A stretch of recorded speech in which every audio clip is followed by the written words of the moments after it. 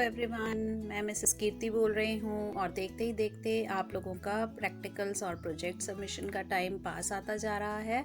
Syllabus almost आप लोगों का कवर हो ही चुका है और अब आपको जो है अपने प्रैक्टिकल फाइल्स और प्रोजेक्ट फाइल्स पर मेहनत करने की ज़रूरत है ताकि जो सबमिशन के टाइम पर आप बेस्ट प्रेजेंटेशन अपनी दे पाएँ।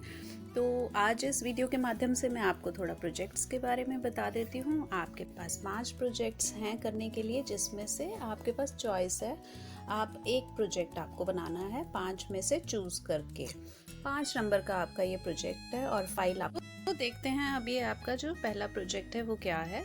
पहला प्रोजेक्ट है आपका निम्नलिखित के संदर्भ में आपने क्षेत्र में कार्यान्वित किए जा रहे एक एकीकृत समुदाय आधारित पोषण स्वास्थ्य कार्यक्रम का अध्ययन करना है। तो एकीकृत समुदाय यानी सारे समुदाय के लिए जो कोई भी आपका पोषण या स्वास्थ्य से रिलेटेड सरकार ने अगर कोई कार्यक्रम चलाया हुआ है तो वो आपने ध्यान देना है।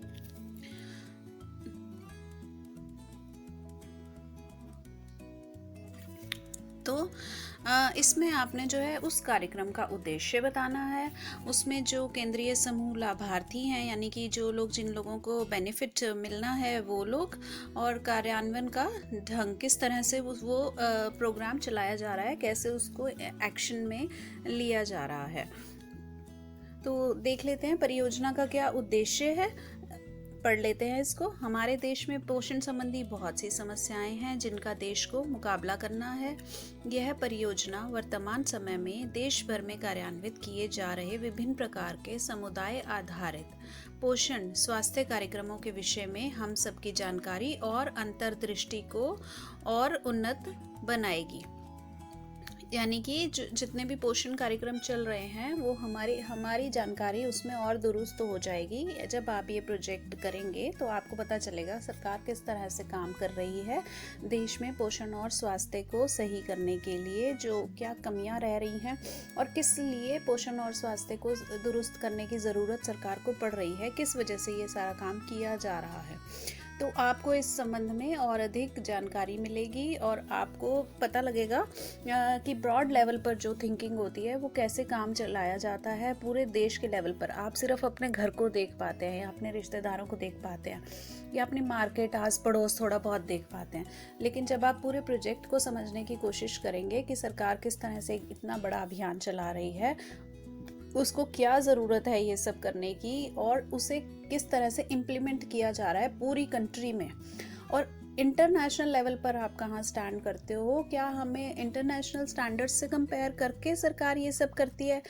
या कहीं आपको लगे कि उसके अंदर कुछ कमी है काम में, तो आप उसके बारे में भी सोच सकते हैं। किशोरावस्था में आप काफ़ी अब बड़े हो चुके हैं और आपकी जो इमेजिनेशन स्किल्स हैं और काफ़ी अच्छी हो चुकी हैं, तो आप भी इसमें कुछ अगर जो सजेशंस आपको लगते हैं वो भी आप अपने डाल सकते हैं। अब ये जो इसमें क्या क्या आ जाता है देखते हैं।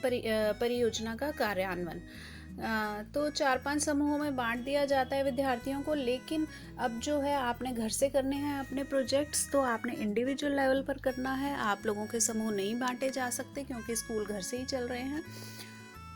तो अपने आसपास के क्षेत्र में आपने देखना है कि कौन सा ऐसा कार्यक्रम सरकार चला रही है, जिसमें से आप देखिए इन्होंने एग्जाम्पल्स दिए हुए हैं। ICDS एकीकृत बाल विकास योजना, ये आपने पहले पढ़ी भी हुई है।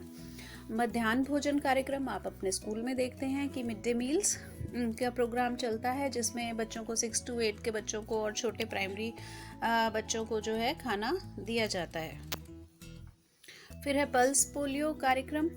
पल्स पोलियो की ड्रॉप्स, जो पोलियो की ड्रॉप्स के लिए घर घर में आते हैं लोग और पोलियो की ड्रॉप्स पिलाते हैं, और आपने देखा होगा मेट्रो स्टेशंस पर भी बैठे होते हैं। कई ऐसी जगहों पर पोलियो की ड्रॉप्स के लिए लोग बैठे होते हैं जहाँ पर कि लोगों का आना जाना होता है।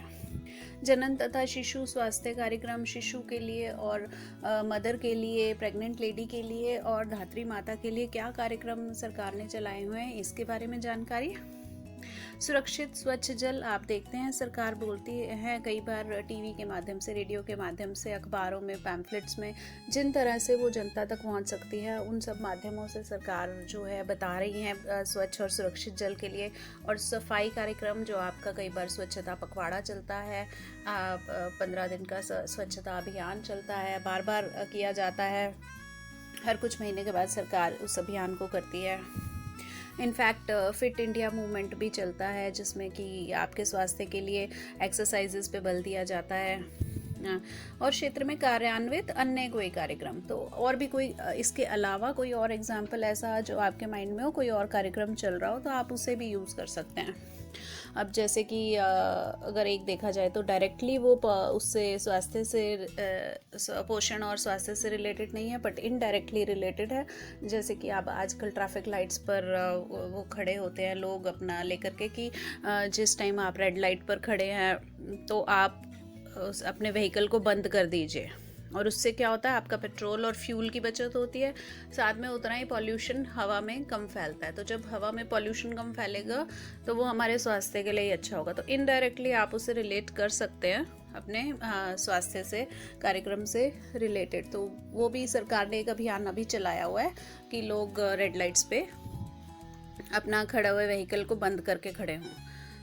तो और भी कोई आपकी नज़र में है तो वो आप यूज़ कर सकते हैं, जैसे कि फिट इंडिया मूवमेंट भी है।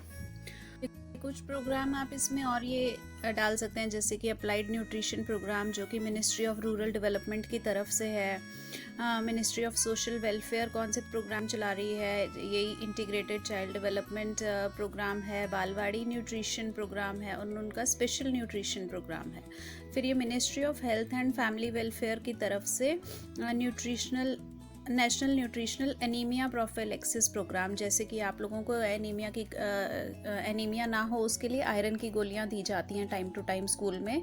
वो हर बुधवार को जो आपको नीली गोली मिलती है गवर्नमेंट स्कूल में, गवर्नमेंट जो है ये प्रोवाइड करवाती है बच्चों के लिए और गर्ल्स के लिए ख़ास तौर पे, क्योंकि उनके एनीमिक होने के बहुत चांसेस होते हैं। तो ये आयरन टैबलेट्स दी जाती हैं और साथ में डीवर्मिंग की टैबलेट्स भी टाइम टू टाइम प्रोवाइड करवाई जाती हैं स्कूल्स में।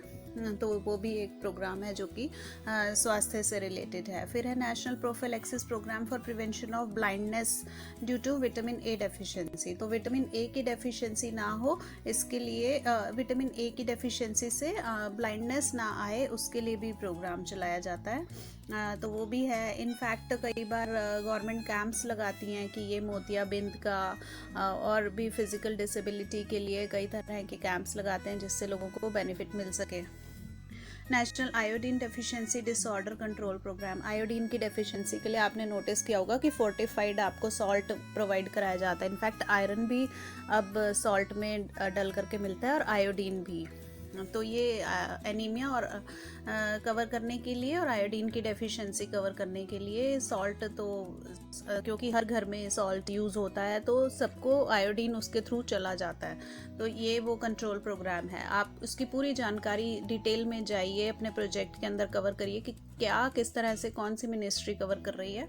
फिर ministry of education mid day meal programme, ये हमने डिस्कस कर ही लिया है। तो इसी तरह से आप सारा उसमें जाइए कि विमेन एंड चाइल्ड डेवलपमेंट के लिए क्या है। जैसे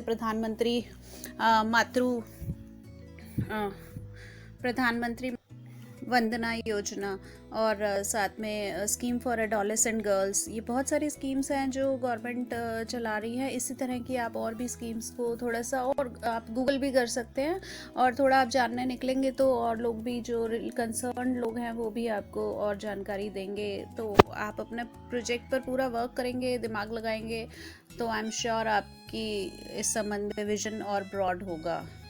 तो देखते हैं, आपने जो है अपनी फाइल में राइट हैंड साइड पे आपने विषय लिखना है, परियोजना का उद्देश्य लिखना है और परियोजना का कार्यान्वयन में आपने इस तरह से लिखना है कि क्योंकि आपने इंडिविजुअल किया है तो आप लिखेंगे कि ये अपने आसपास के जो आप एक कार्यक्रम का नाम लिखेंगे। इसमें आपको 6 एग्जाम्पल दिए हुए हैं, 6 के 6 नहीं लिखेंगे आप, अपने जो आपने चूज़ किया कार्यक्रम उसको लिखेंगे। मिड डे मील आपके लिए बहुत आसान है क्योंकि आपने अपने स्कूल्स में देखा हुआ है, वरना आप कोई सा भी कर सकते हैं। और इन सब कार्यक्रमों की जानकारी के लिए आपको रिलेटेड लोगों से मिलना होगा। तो जो पहला आप एक कार्यक्रम को लिख सकते हैं। मान लीजिए ICDS आपने लिखा, तो आप लिखेंगे कि ICDS का पहला पॉइंट कि ICDS का अध्ययन किया गया। तो दूसरा, प्रत्येक समूह उस स्थान का स्वयं निरीक्षण करे जहां कार्यक्रम हो रहा है। तो एक बार आपको जाना पड़ेगा देखने के लिए जहां पर वो स्कीम चलाई जा रही है, वहाँ उनसे रिलेटेड लोगों से आपको मिलना पड़ेगा। प्रभारी व्यक्ति अर्थात स्थानीय परियोजना अधिकारी और क्षेत्र कार्यकर्ता अर्थात आंगनवाड़ी सेविका कार्यकर्ता। तो आंगनवाड़ी से रिलेटेड कार्यक्रम है ये, पल्स पोलियो और ICDS, मिड डे मील, जनन और शिशु स्वास्थ्य कार्यक्रम, ये सब आंगनवाड़ी में मिल जाएंगे। तो आप आंगनवाड़ी भी जा सकते हैं, आप स्कूल भी जा सकते हैं, और जहाँ उनका ऑफिस है वहाँ भी जा सकते हैं। तो इनसे जानकारी आपने प्राप्त करनी है। साथ साथ परियोजना के लाभार्थी यानी जिनको वो लाभ मिल रहा है उस योजना का, जिनको बेनिफिट हो रहा है, उनके बारे में भी लिखेंगे। और उनकी इस कार्यक्रम के संबंध में उनकी राय भी आप नोट करेंगे कि उन्हें कैसा लग रहा है। और जैसा फाइल्स में दिखाया जाता है कि ये कार्यक्रम इस तरह चलाया जा रहा है, कि असली में उस तरह से इम्प्लीमेंट हो रहा है। इम्प्लीमेंटेशन में और एक्शन में और जो लिखे हुए जो प्लान है उसमें कोई डिफरेंसेस हैं तो वो भी आप नोट करेंगे।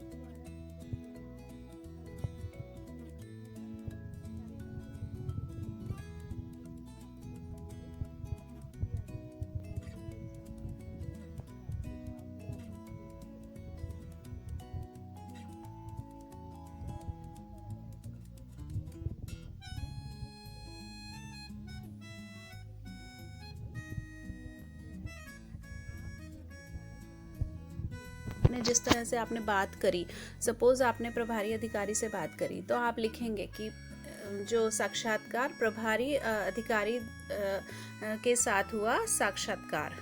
फिर अगले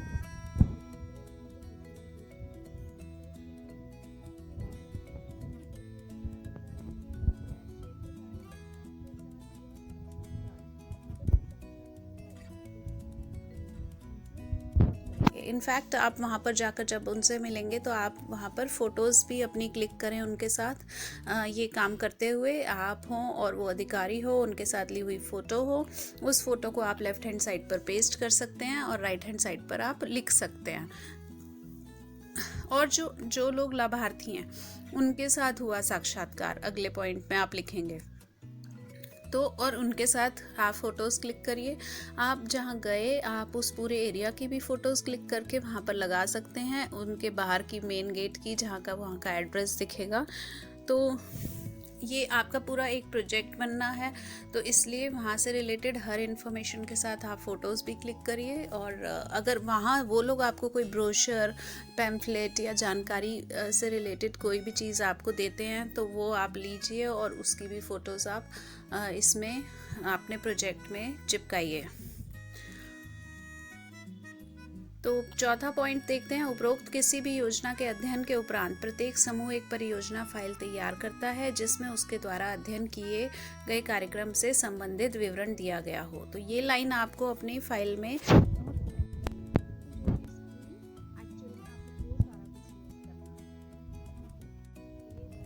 चौथा पॉइंट, तीसरा पॉइंट, ये सब आपको निर्देश दिए गए हैं। आप इनको आपने एज इट इज़ लाइंस को नहीं लिखना है, जो आपने एक्चुअल काम किया आप वो सब लिखेंगे। सबसे अंत में प्रत्येक समूह को एक एक करके कक्षा में प्रस्तुतिकरण देना चाहिए। तो ये थर्ड, फोर्थ, फिफ्थ पॉइंट तो आपको बिल्कुल ही नहीं लिखना है। सेकंड पॉइंट में भी आपने सिर्फ जो आपने किया वही लिखेंगे, यानी कि आप फर्स्ट पॉइंट में आप वो लिखेंगे जिस कार्यक्रम को आपने चूज़ करके वहाँ का अध्ययन किया, और सेकंड पॉइंट से आप वहाँ का सारा जिन जिन लोगों से मिले वो सारे इंटरव्यूज़ आप नोट डाउन करेंगे। और लास्ट में आप अपने सुझाव और निष्कर्ष ज़रूर देंगे, क्योंकि ये प्रोजेक्ट आपने किया है, ये काम आपने किया है, उससे रिलेटेड आपका अपना एक्सपीरियंस आप लिखेंगे, मेरा अनुभव, फिर आप अपने उसमें दिए गए सुझाव आप देंगे और लास्ट में आप निष्कर्ष निकालेंगे कि क्या कैसा रहा ये प्रोजेक्ट और आपको क्या जानकारी मिली, उससे क्या नई आपकी लर्निंग हुई और आपके हिसाब से ये कितना अच्छा है, कितना अच्छा नहीं है। यहाँ पर आपका प्रोजेक्ट फिनिश हो जाता है। ये वाला लेफ्ट हैंड साइड में आपने सारी पिक्स लगानी है। प्रोजेक्ट का एक कवर पेज बनाएंगे आप स्टार्टिंग में, और उस कवर पेज पर भी आप अपने प्रोजेक्ट का नाम डालेंगे, अपना name, class, roll number, section, सारा कुछ आप डालेंगे। और जब बोर्ड का रोल नंबर आ जाएगा तो आपको बोर्ड का रोल नंबर भी डालना होगा। और फाइल कवर आपका सुंदर सा डेकोरेटेड होना चाहिए। उस फाइल कवर पर भी आप अपने प्रोजेक्ट से रिलेटेड पिक्स को बाहर पेस्ट कर सकते हैं, ताकि वो पता लग जाए कि आपके अंदर प्रोजेक्ट किस चीज़ का मिलने वाला है। ठीक है, चलिए, थैंक यू सो मच।